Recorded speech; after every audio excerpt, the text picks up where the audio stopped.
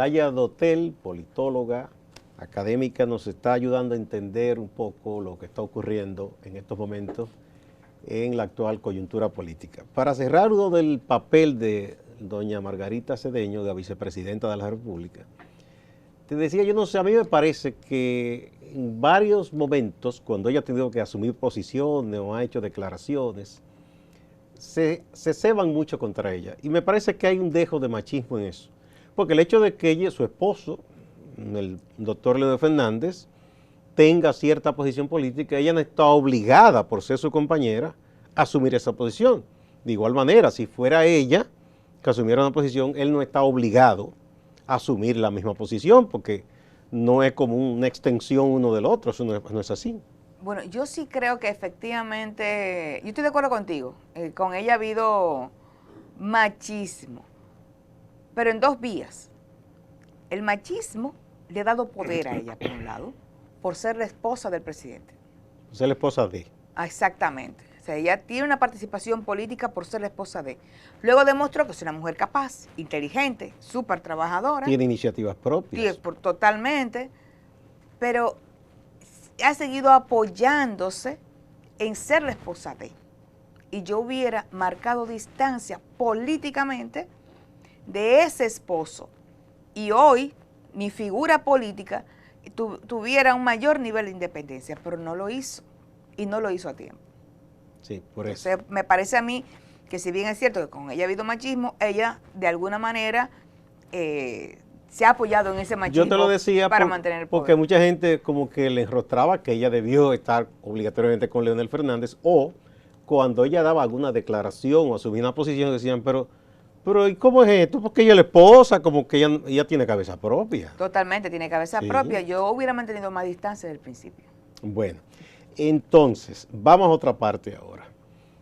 Un elemento que ha generado debate desde que se dio la salida del doctor Fernández y su gente del PLD es si aquí volvíamos al tripartidismo y si habría un escenario casi seguro de segunda vuelta en las elecciones presidenciales.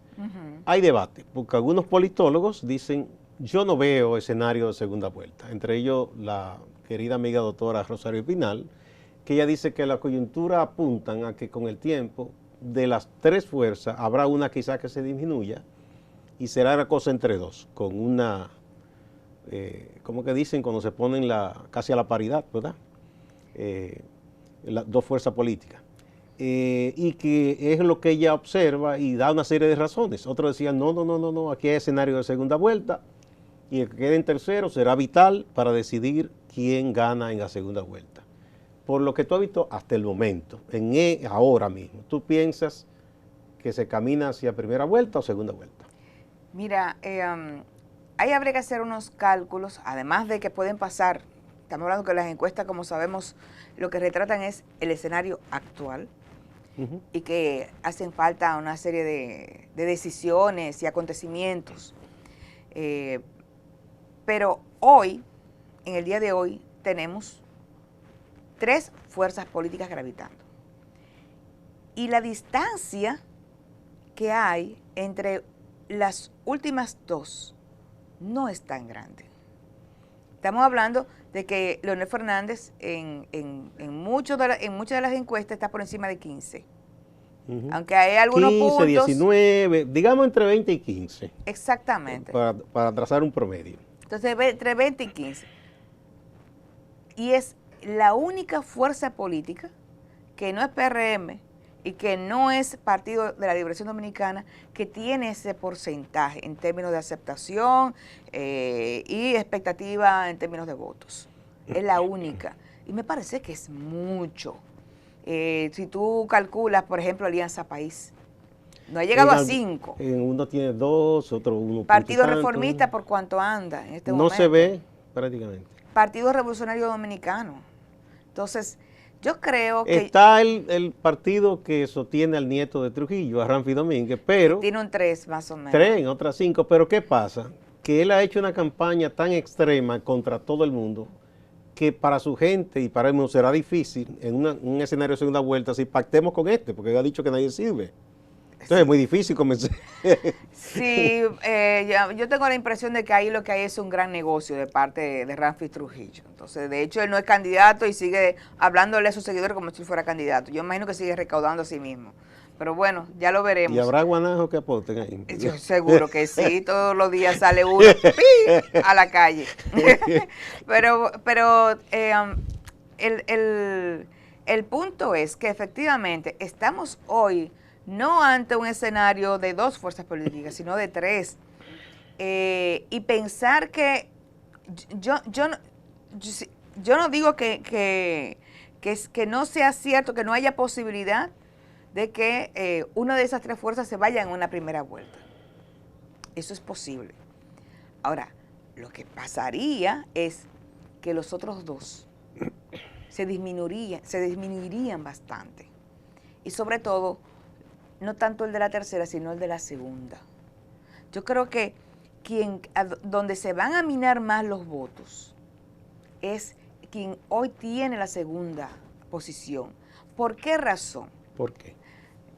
Por un lado, hay que preguntarse de dónde pudiera obtener más votos Gonzalo Castillo. ¿Cuál es su escenario en términos electorales? ¿Cuáles son los nichos a los que pudiera acudir para poder fortalecer su candidatura en este momento? Lo que tenemos es que sus principales aliados están en desbandada. ¿Y a dónde se han ido los aliados del Partido de la Liberación Dominicana en este momento? No ha sido la Fuerza del Pueblo, ha sido al Partido Revolucionario Moderno. Pero por otro lado, tú tienes una cantidad que todavía que nadie sabe de PLDistas que son morados por fuera y verde por dentro. Los famosos aguacates. Los famosos aguacates, que no se sabe cuántos son. Entonces, ahí hay un escenario indescifrable. Y el que tiene mayor nivel de vulnerabilidad en este momento, en términos de sostener sus votos, me parece a mí que es el Partido de la Liberación Dominicana. Porque tiene, por un lado, un sector que está oculto y que su voluntad de voto, si bien está dentro, no lo va a beneficiar. Y por otro lado, como resultado de X razones, hay una salida importante de aliados hacia el Partido Revolucionario Moderno. Entonces, es un escenario donde si tú piensas, ¿quién es que está creciendo? Perdón, Olaya, pero esos aliados no es un asunto solo de lo municipal y congresual. ¿Tú piensas que lo presidencial se va a dar también? No entendí la pregunta. O sea, tú me dices que los que eran aliados del PLD hoy están con el PRM. A ver, lo que estoy diciendo es que de donde están saliendo votantes es de los aliados. Y en este caso, el PRD, que de esta semana salieron unos cuantos. Ah, bueno, aunque se queden nominalmente con el PLD, pero los que se van, ya entiendo. Exactamente. O sea, hay un éxodo, ¿tú entiendes? Exactamente. Ya entendí. O sea, yo pensé que era a nivel de organizaciones pactando, ¿no? No, matrícula. Entonces, es como que el escenario ya está agotado en términos políticos. Las alianzas ya se dieron. Entonces, ¿cuál es el nicho de crecimiento que le queda a Gonzalo Castillo? Esa es la pregunta. ¿Por dónde puede crecer? Tiene que pasar un acontecimiento que se dé, que Danilo Medina recapacite sus errores, llame a Leonel Fernández, se tomen un café juntos, se pidan perdón, se amen y bueno, y vayan juntos. No, eso es difícil. Eso que pudiera cambiar, porque eso pudiera cambiar el asunto escenario. con el PLD y con Gonzalo Castillo, el PLD porque va a las 3 elecciones. En política todo es posible. Es que ellos tienen que recuperar parte de esa masa que se le fue de votantes o potenciales votantes. Así es. Es por ahí, o sea, ellos tenían unas alianzas y tenían un voto duro de cierto nivel, entonces eso es lo que un poco está en duda en estos momentos. Exactamente. Bien. Entonces hay una disminución de sus propios aliados, en este caso el PRD, el Partido Reformista es también un escenario sumamente indescifrable, porque tú tienes ahí la matrícula de Quique, que está apoyando... Está dividido como en 10 pedazos. Exactamente. Sí, eso, hay un grupo en el gobierno, un grupo aquí, un grupo allá. Otro grupo, los hijos de unos están con el PRM. Sí, eso es muy difícil. Eso. Otro aspecto, Olaya. Bueno, el PRM necesita crecer ha ganado, yo digo, de la gente que quiere un cambio. Quizás no va a cuestionar ni va a haber asunto ideológico de lo que eran del PRD que se han ido hacia allá. Ahora últimamente se fue Radamés González, que fue vocero del PRD muchos años. Uno que otro PLDista disgustado. Pero todavía hay un porcentaje como para amarrar la cosa que le falta. ¿Dónde podría crecer el PRM? Bueno, esa es la otra pregunta interesante. Sí, porque si se queda hasta ahí hay riesgo. No, hay una clase media y los sectores populares. Yo creo que al Partido Revolucionario Moderno le toca fortalecer su acercamiento a los sectores populares. Hay y no solo en términos de propuestas, sino en términos de acercamiento. En el territorio. Exactamente. Hay un trabajo todavía que está pendiente de hacer, que es el que le puede garantizar esos 7 puntos que le faltan. Porque si está en un 42, 43, 44, requeriría 7, 8 puntos, que no son poca cosa. No son poca cosa, pero no son 10. Entonces, el Partido Revolucionario Moderno está a menos de 10 puntos hoy, para irse en una primera vuelta. Y eso, ¿qué cosa le puede favorecer al Partido Revolucionario Moderno? La idea de que es la organización ganadora. Sí, nada, a la gente le gusta apostar al vencedor.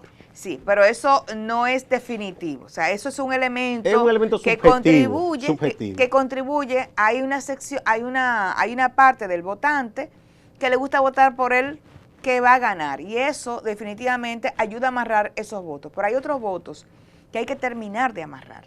Y esos votos son los votos que están en esos sectores populares, y que es un voto que se sabe que es un voto que se llama un voto péndulo, porque es un voto que no se queda estático, es un voto que se mueve.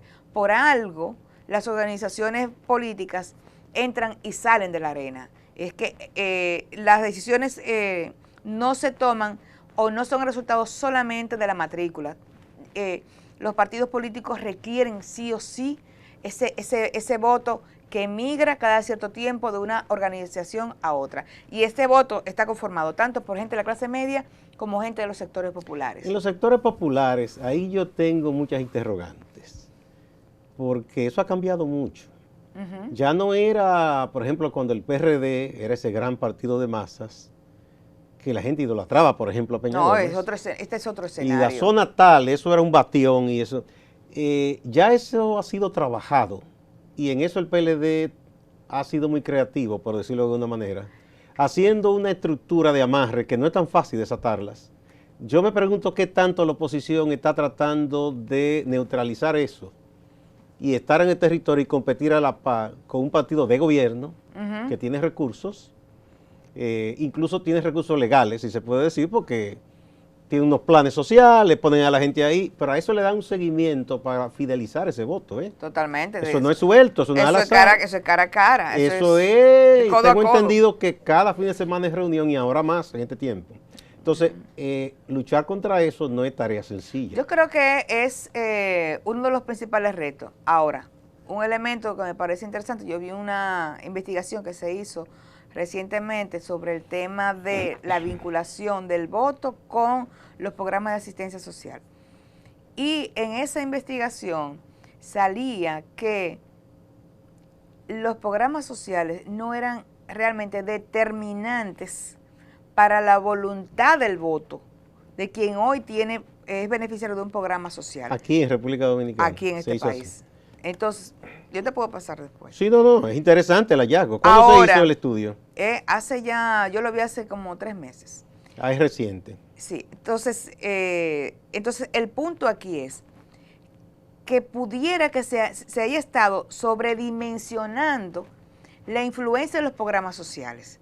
Entonces, el reto está en que los partidos políticos hagan su trabajo en el territorio. Sí, eso es. Y fidelicen el voto. Que la fidelización del voto no pasa necesariamente por un programa social. No digo que haya gente que vote o no por los programas sociales, pero que el porcentaje de personas que dice que su voto no depende de un programa social, estoy hablando de una encuesta hecha a beneficiarios de programas sociales, eso realmente no es determinante. No es garantía no de lo voto es. para nadie. No es garantía. Pudiera ocurrir también lo que algunos dicen, es una de las versiones que dan algunos que defienden el sistema chileno, que da un poco de risa, pero bueno, ellos dicen, no es que esté mal Chile, es que se ha puesto tan bien que la gente tiene mayores expectativas y exige más. Ah, sí.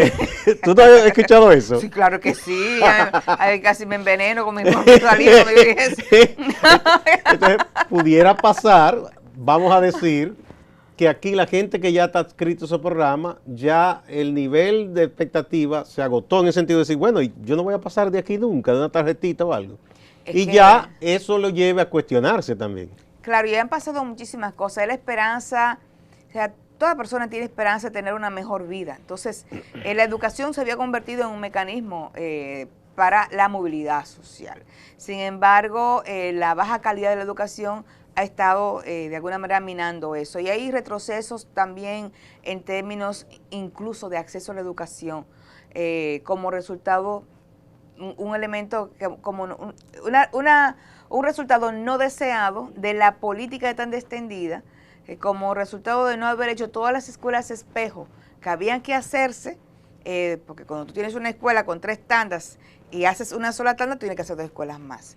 Tú tienes lugares donde hay cada vez más chicos para buscar fuera. cupo a los que iban de tarde o de noche, ¿no? Exactamente, más los nuevos que van ingresando. Entonces, yo creo ha habido un problema donde una situación que se había resuelto prácticamente, que es el tema de la cobertura, comenzó a entrar en retroceso como un resultado no deseado de esta política. Entonces hay mucho, y ¿quiénes son los principales perjudicados de esa situación? La gente en los sectores populares. Entonces hay un cúmulo de situaciones y problemas que agobian a la gente y donde la tarjeta es lo mínimo. Es lo mínimo tú. Bueno, porque eso va dirigido a la gente más pobre realmente. La cantidad de gente que recibe la tarjeta, que no es justamente la más pobre, pero el tema es que los salarios en el país son tan bajos, que hasta la Policía Nacional es beneficiaria de estos programas de asistencia social, que me parece a mí que es como una cosa perversa, tú intentar solucionar los problemas a un policía a través de un programa de asistencia social, cuando tú tendrías que elevarle el salario. Debería ser hasta bochornoso para ese policía, porque Totalmente. hace un trabajo que merece una paga decente. Totalmente. Entonces, yo creo que hay un contexto de desesperanza que lleva a cuestionar. Pero ustedes son los que enseñan a uno muchas cosas, los politólogos. Y esas son como están las piezas ahí de ese rompecabezas. Sí. Ahora bien, si no hay un actor político inteligente que las aproveche, eso pasa y se olvida ahorita porque viene la campaña, se tira más dinero a la calle, viene la propaganda. Entonces, eso está ahí. Pero faltan quienes desde la oposición aprovechen eso a su favor. Claro, para trabajar con esa gente. Claro, es que nada sustituye los procesos de vinculación y movilización popular. Exactamente. Nada lo sustituye. Y en eso tiene que emplearse los partidos políticos. Entonces, desde mejorar su estrategia de comunicación política, porque hay una comunicación que se da a través de los medios de comunicación, pero hay otra comunicación que tiene que darse de manera directa. Directa, que esa no la puede sustituir nada. Todavía, en estas sociedades no la sustituye nada. Y yo creo que en todas partes, porque se hacen cosas por las redes sociales, pero si no se hace directo, hasta Trump tuvo que ir a muchísimos barrios que nunca había visitado cuando estaba en campaña. Le tocó con todo y su fijador. Y fingir que le importaban esos obreros desempleados y todo eso, que nada que ver, tú ves. Claro. Y hasta Bolsonaro fue a la favela cuando estaba en campaña. Sí. Imagínate tú. Así es. Sí. O sea que ese contacto cercano no lo sustituye nadie. Yo creo que ahí los partidos políticos deben acudir a la creatividad, a la innovación y al trabajo cotidiano. Eso no lo sustituye nadie. Entonces, por más, los datos, como tú muy bien señalas, son para tomar decisiones, pero es un insumo. Entonces, un insumo de trabajo. Un insumo de trabajo, pero eso no determina la realidad y el resultado. Sí, hay que fajarse. Así es. Bueno, ¿cómo tú ves entonces la posibilidad de que en estos comicios, qué tanto peso tendrá el partido, la organización y qué tanto peso el liderazgo? Muchos dicen que esto no es tiempo de esos líderes ya brillante, Depende de del grandes momento. discursos. Depende del momento. Depende del momento. Pero tú me vas a detallar eso más cuando volvamos de esta pausa.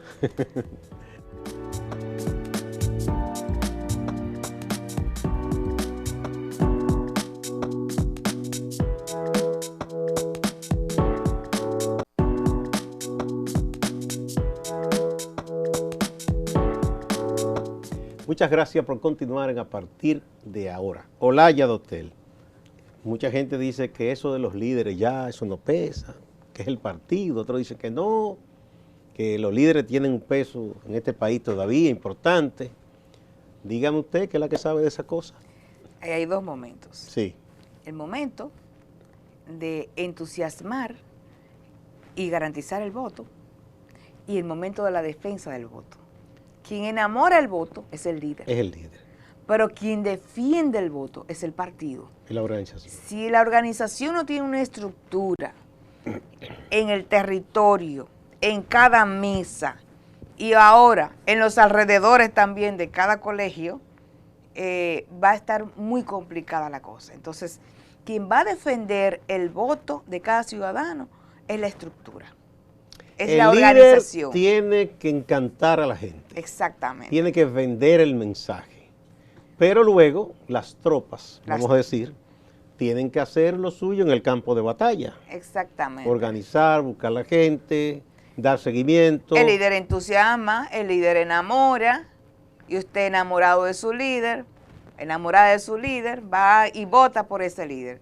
Por ese voto hay que contárselo. Y quizá la gente piensa en estos momentos, está viendo de los líderes nacionales, pero estamos en un escenario de municipal. Municipal. Es decir, hay personas que son líderes y aspiran a regidor en su lugar. Totalmente. Otro senador, otro diputado, otro alcalde. O sea que eso hay que replicarlo en todos esos escenarios. Una cosa interesante que está pasando es que justamente entre las alianzas que se están dando, también se van a expresar en la estructura de defensa del voto. Entonces, no es solamente que yo estoy aliada a tal partido como candidatura, sino también que la defensa de ese voto va a estar, yo voy a tener mi delegado, también va a defender tu voto. Sí, un pacto. Sí. Entonces, eso se está dando también en términos territoriales y eso yo creo que son de las cuestiones más interesantes porque si algo ha pasado en la historia política dominicana es que hemos dependido históricamente en el marco de los conflictos, de mediadores de las élites. Pero ha sido también porque ha habido una gran debilidad en la construcción de alianzas, en la base de las organizaciones. Yo creo que pudiera ser, y es también mi esperanza, que para este proceso electoral, ante cualquier situación, sean capaces las organizaciones aliadas de hacer un bloque tan fuerte que no requieran de un árbitro de las élites como tradicionalmente ha pasado. Sí, yo creo que se está dando y de hecho, como que nadie está hablando de buscar esos famosos mediadores ahora mismo. Ahí sí. ¿Y por qué tú miras hacia arriba? ¿A quién tú estás invocando? Es una expresión cultural. Un reflejo cultural, para decirlo así. Bien, en este segmento ya final, me gustaría también que viéramos un poco qué te parece en cuanto al contenido dijimos, por la ley, se obligó a los que aspiran a las alcaldías, las cosas, presentar propuestas mínimas, los contenidos, porque hay una batalla que se va a dar. Por ejemplo, en lo congresual, que es donde se viene el asunto legislativo, hay temas pendientes, grandes temas nacionales. Claro, pero en lo inmediato, en términos de lo municipal, yo creo que está bastante claro como tres de los grandes problemas que tenemos en el país, que es el tema de los desechos sólidos, las aguas servidas, y el tema del transporte, el tránsito. Sí. Y el tema ambiental en general. El tema ambiental, bueno, todo eso afecta al medio ambiente.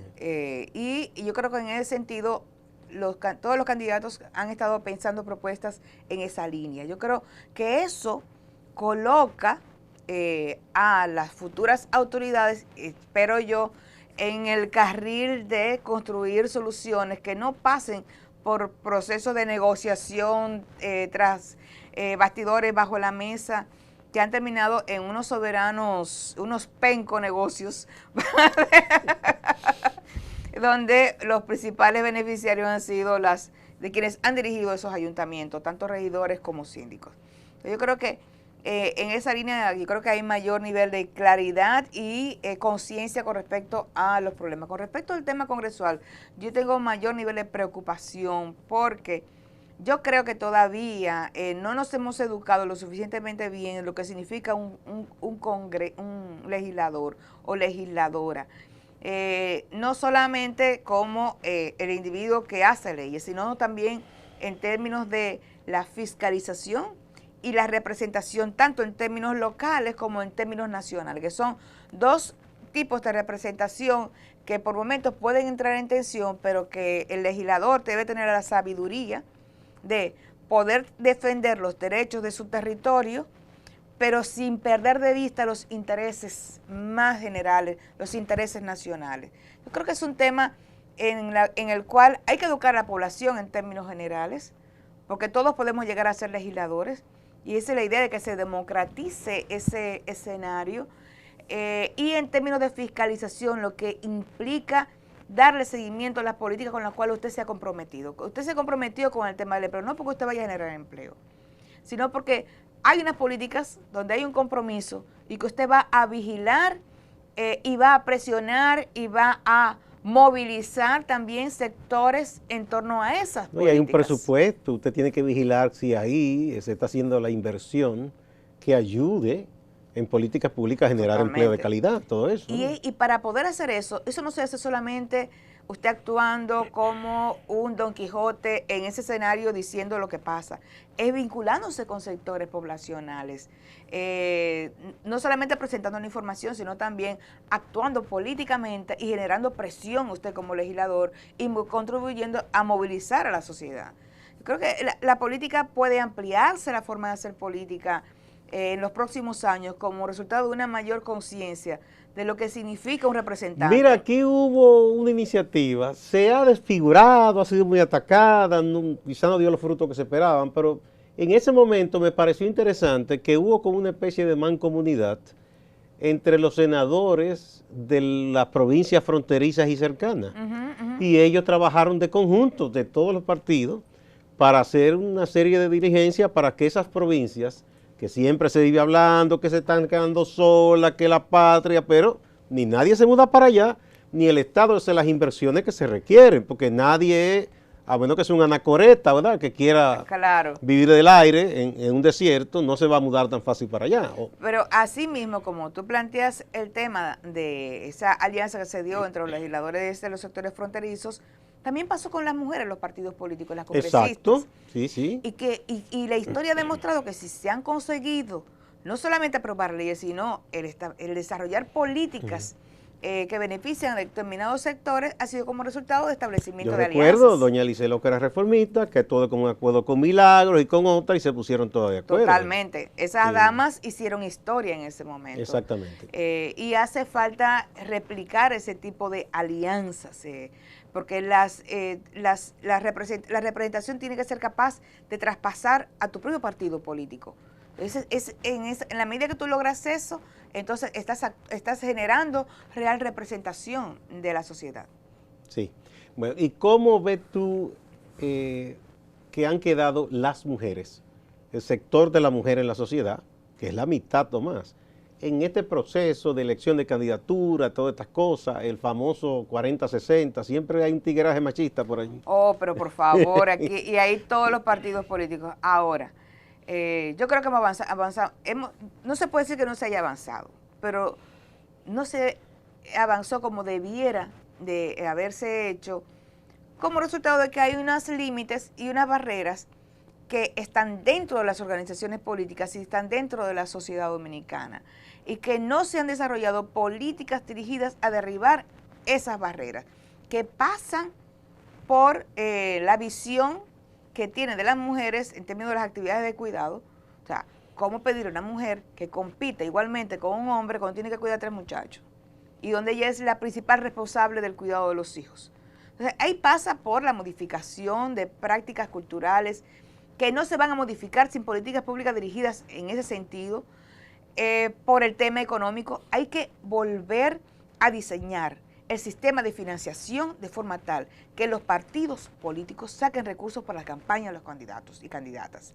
Porque los principales perjudicados son los candidatos pobres, hombres y mujeres, y como entre los pobres las mujeres son mayoría, son las principales perjudicadas. Cuando el Partido Revolucionario Moderno dijo que no aparecían mujeres para llenar la cuota, y quitó la cuota de inscripción, valga la redundancia, le sobraron mujeres. Entonces era un tema de dinero, porque el Partido Revolucionario Moderno está lleno de mujeres y mujeres con aspiraciones. Entonces, aquí lo que se requieren son recursos dirigidos a cuestiones muy concretas en términos de la campaña. Eso no sé, a mí eso me irritó mucho, el hecho de que un partido cobre para que una persona ejerza un derecho. Totalmente. Eso se parece cuando se dio la supuesta liberación de los esclavos, que entonces, bien, ustedes van a votar, pero entonces legislaron muchos estados, en el caso de Estados Unidos y otras ex colonias, legislaron diciendo, sí, todos ciudadanos, pero para votar hay que tener propiedad, hay que tener esto, entonces era para limitarlos también. Totalmente. Entonces, eso se pudiera entender en un primer momento donde el PRM no tenía un centavo. No hay forma de justificar en este momento que para ser candidato llegue a pagar un centavo. Usted tiene que responder a otros criterios, lo que sea, en términos institucionales, pero la financiación, el dinero, no puede ser un obstáculo para que ningún ciudadano sea candidato dentro, no solamente del PRM, dentro de cualquier partido político. Es lo más antidemocrático que uno ha visto. Totalmente, ¿no? totalmente. Sí. Entonces yo creo que hace falta una nueva ley de partidos que garantice que los partidos coloquen recursos en las campañas de los candidatos y candidatas. Muchas gracias, Olaya, doctor. Qué bueno, contigo siempre se aprende muchísimo. Ay, y viceversa. Muchas gracias. Yo creo que, bueno, además de por esa causa, la ley de partidos, eso hay que reformarlo de arriba abajo porque le han impuesto tantos parches y cosas que ya no se parecen. Ya está, son Frankenstein. Bueno, muchas gracias. Y a ustedes también, amigas y amigos, no se vayan que hay más en Acento TV.